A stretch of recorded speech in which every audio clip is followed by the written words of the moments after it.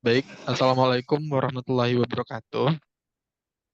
Waalaikumsalam warahmatullahi wabarakatuh. Waalaikumsalam warahmatullahi wabarakatuh. Sebelumnya, terima kasih kepada rekan-rekan sekalian yang telah memberikan kesempatan bagi kami untuk berdiskusi secara virtual meet melalui aplikasi Zoom Meeting. Dan kebetulan hari ini merupakan pertemuan terakhir kita pada mata kuliah dasar-dasar ilmu pendidikan dengan materi peran dan pemanfaatan teknologi informasi dan komunikasi dalam pendidikan oleh kelompok 2 dengan beranggotakan Ahnaf Nabila Putri, Firdaus Rifai, Muhammad Brodi Ataya Jovani, Muhammad Heru Paitur Rahmat, dan saya sendiri Muhammad Ardi Fajar. Baiklah, untuk memulai diskusi kita pada hari ini, marilah kita awali dengan pembacaan basmalah. Bismillahirrahmanirrahim. Tanpa memperpanjang kata-kata pembukaan, marilah kita lanjut ke materi yang pertama, yaitu tentang peran dan pemanfaatan TIK dalam pendidikan, yang akan disampaikan oleh Ahnaf Nabila Putri. Disilakan. Terima kasih kepada moderator. Materi yang pertama yaitu peran dan pemanfaatan TIK dalam pendidikan. Teknologi informasi dan komunikasi yang semakin berkembang dan semakin canggih. Hal ini tidak terlepas dari kegunaan dari TIK sendiri, yakni untuk mempermudah kegiatan manusia. Pemanfaatan teknologi dalam dunia pendidikan sudah mulai beragam. Proses belajar mengajar tidak harus menuntut guru dan siswa untuk berada dalam satu ruangan, tetapi bisa dilakukan dari rumah sekalipun. Untuk mengakses materi pembelajaran pun sudah sangat banyak dan bisa diakses kapan saja. Bahkan setiap kampus maupun sekolah sudah memiliki database atau portal maupun perpustakaan online-nya sendiri yang bisa diakses kapanpun, bahkan di luar jam pelajaran sekalipun.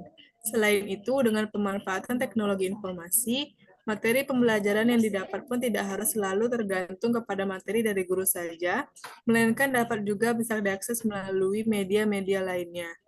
Selain itu, salah satu bentuk peran dan pemanfaatan teknologi dapat dilihat dari semakin efisien dan efektifnya dunia pendidikan. Jika dilihat dulu, setiap guru dan siswa harus membawa bertumpuk-tumpuk buku. Sekarang hanya membutuhkan satu buah ponsel dan semua hal telah ada di sana. Dengan pemanfaatan teknologi akan memudahkan pelajar untuk mengembangkan minat, bakat, dan potensi yang dimiliki. Sekian materi yang sempat saya sampaikan, saya kembalikan kepada moderator. Baiklah, rekan-rekan sekalian, demikianlah materi tentang peran dan pemanfaatan TIK dalam pendidikan. Untuk materi selanjutnya akan dilanjutkan oleh Firdaus Rifai. Dipersilakan. Terima kasih pada moderator. Baiklah saya akan melanjutkan materinya.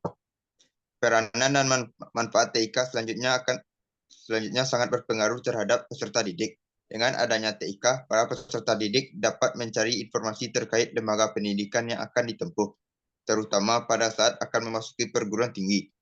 Dengan adanya TIK, peserta didik dapat menentukan kampus mana yang ingin mereka tuju, baik dari segi letak, kualitas, maupun aspek lainnya, termasuk program beasiswa bagi peserta didik yang terkendala dalam melanjutkan pendidikannya. Manfaat lainnya yaitu dengan adanya TIK, peserta didik dapat dengan mudah mencari tambahan materi pembelajaran dan selanjutnya akan membantu mereka dalam menghadapi revolusi industri yang sedikit banyaknya mempengaruhi pendidikan dan tentunya akan menuntut banyak hal yang harus dikuasai peserta didik seperti bahasa asing. Itulah peran dan manfaat TIK dalam dunia pendidikan. Selain itu, mereka juga bisa mendapatkan info-info mengenai beasiswa ataupun program-program pendidikan lainnya. Bayangkan jika teknologi informasi dan komunikasi tidak diterapkan, maka hal-hal tersebut tidak akan bisa diakses oleh siswa. Sekian materi dari saya kembalikan kepada moderator. Baik, demikianlah materi tentang pemanfaatan dari teknologi informasi dan komunikasi dalam dunia pendidikan.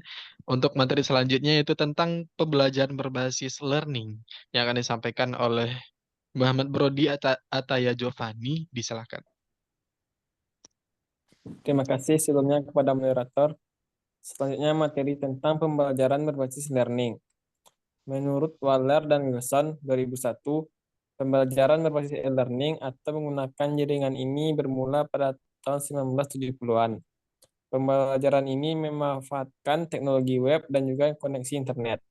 Pembelajaran berbasis e-learning ini tidak semata-mata hanya dilakukan di sekolah, namun juga dilakukan di luar sekolah di mana saja dan kapan saja. Karena pembelajaran ini tersedia secara online. Pembelajaran ini tidak hanya menambahkan pengetahuan siswa, namun juga dapat memudahkan guru dalam proses belajar mengajar. Selain itu, semua tugas yang diberikan oleh siswa bisa langsung terekam dan disimpan oleh sistem secara otomatis. Dan guru tidak kesulitan mencari data-data nilai siswa jika suatu saat diperlukan. Secara umum, aplikasi komunikasi di internet terbagi menjadi dua jenis, yaitu sebagai berikut. Satu, synchronous system, aplikasi yang berjalan secara real-time, di mana seluruh pemakai bisa berkomunikasi pada waktu yang sama. Contohnya chatting, video conference, dan sebagainya. Yang kedua, asynchronous system, aplikasi yang tidak bergantung pada waktu di mana seluruh pemakai bisa mengakses ke sistem dan melakukan komunikasi antar mereka disesuaikan dengan waktunya masing-masing. Contohnya email dan sebagainya. Sekian materi dari saya kembalikan pada moderator. Baik, terima kasih Pak kepada Brody yang telah menyampaikan materi tentang pembelajaran berbasis learning. Untuk selanjutnya yaitu materi terakhir tentang pembelajaran berbasis blended learning yang akan disampaikan oleh Muhammad Herupetur Ahmad. Disilakan.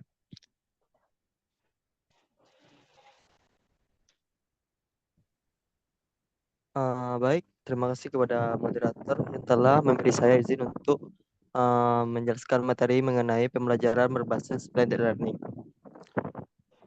Blended learning merupakan suatu komunikasi penggunaan teknologi, aktivitas, dan jenis-jenis kegiatan untuk membuat program pembelajaran yang optimal sesuai dengan karakteristik peserta didik. Untuk mewujudkan pembelajaran yang optimal dibutuhkan strategi dan pendekatan yang sistematis dalam mengkombinasikan teknologi dan pelajar tatap muka. Blended learning merupakan gabungan antara sistem pembelajaran tatap muka face-to-face dengan sistem pembelajaran e-learning yang dapat digunakan oleh siapa saja, anyway, di mana saja, every, dan kapan, anytime. Tujuan penggunaan blended learning ini untuk mendapatkan pembelajaran yang baik, di mana metode konversial memungkinkan untuk menggunakan pembelajaran secara interaktif. Sedangkan metode online dapat memberikan materi secara online tanpa keterbatasan ruang dan waktu. Blended learning adalah model pembelajaran dengan cara menggabungkan keunggulan pembelajaran konvensional atau tatap muka dan kelebihan yang dimiliki oleh teknologi, yaitu melalui e-learning online dan offline. Komunikasi pembelajaran memperhatikan kondisi karakteristik pendidikan peserta didik untuk menghasilkan pembelajaran yang efektif, efisien, dan fleksibel. Sekian pemaparan materi dari saya kembalikan ke moderator.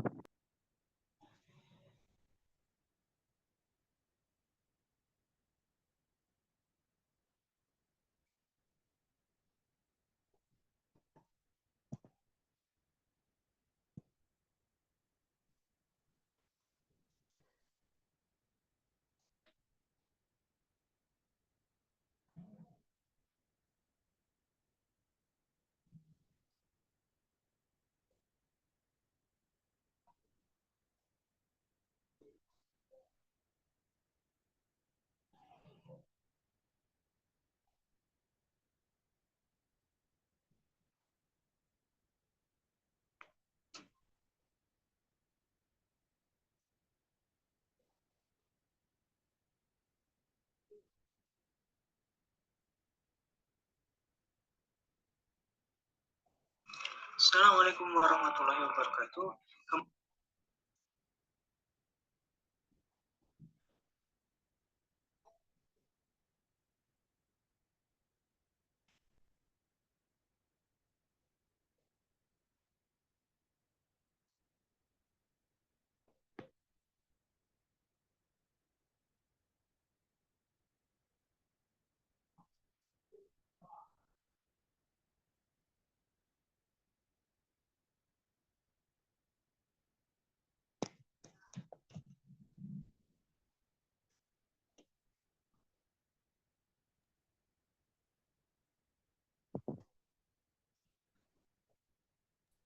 Izin moderator, mic-nya belum hidup.